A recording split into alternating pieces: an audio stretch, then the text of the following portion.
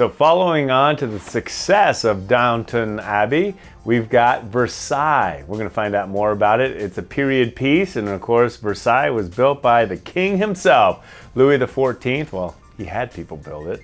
And he's played by George, and Alex joins us right now. And Alex, what's it like sitting next to the king?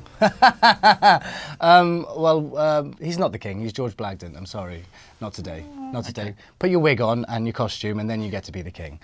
Fair enough. So George, I'll wait till you're in makeup, but I gotta tell you, I'm excited for the show. Now, it's already a hit in Europe, coming to America. How excited are you? Very, very excited. We can't wait for everyone to watch it here. We think it's going to be something that they've not seen before.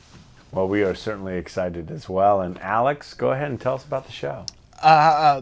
Full of political intrigue and backstabbing, sex, politics, a brotherly love-hate relationship. It has everything, the show.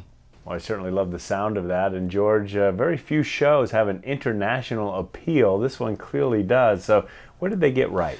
I think it wasn't so much the show that got it right. It was the history of that world at Versailles. It was so multicultural and diverse, and it was a melting pot for so many people throughout Europe and the world to meet in. And I think there will be a different character that everyone relates to in the show when they watch it. You know, and I think that's the strength about the show, is that everyone who watches the show will have a different favorite character, and they'll be talking about different characters each week. Well, you both and the producers, directors, and team have to be excited with the success of Downton Abbey.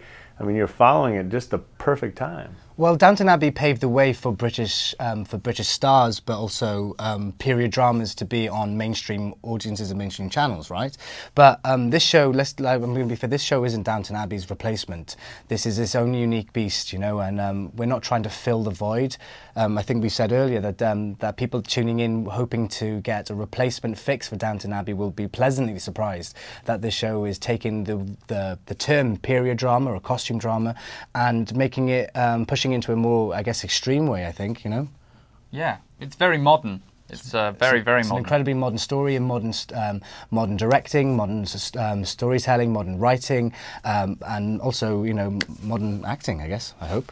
Well, so George, we know you play Louis XIV, but I'm just curious, any insights on how cool it would have been to be Louis XIV in that time period? Do you know what? All I'm going to say is it's tough to be king. It's not that easy at the top. No, it's amazing actually. The kind of pillar of the narrative of the show is this brother relationship, and what you see in the first few hours of the show is each of these characters wanting what the other has, and it kind of defines a lot of the drama in the show. And you know, it's interesting about that aspect of grass is always greener on the other side. Well, let's certainly talk about the debut coming on Ovation TV. Personally, how excited are you about that? Oh, super excited. We're so thrilled that it's finally coming out. We're very thrilled that it's coming out on Ovation. You can go and find it on ovationtv.com, and it's out on October the 1st. But we're just happy that an American audience finally gets to see this show. It feels like we've been doing press for this show forever.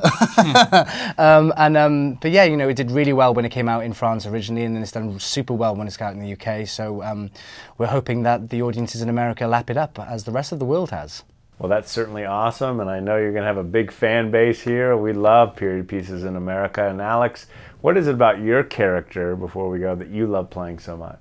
What I enjoy playing about Philippe is the fact that he is so multifaceted and so complicated, I guess. He's a cross-dresser, he is a fearsome warrior, he's an open homosexual, he's in love with his boyfriend, but he's also in love with his wife, who is also his brother's mistress.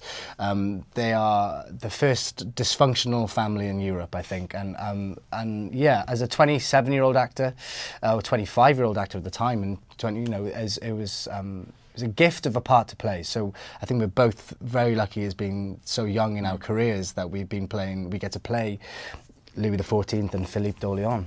Well, you two have been a joy to talk to. Congratulations on being part of this soon-to-be international successful show. I know Britain and France love it, and the Americans will sure follow suit. Thanks so much, and thanks for joining us. Thank you, Con. Thank you, Con.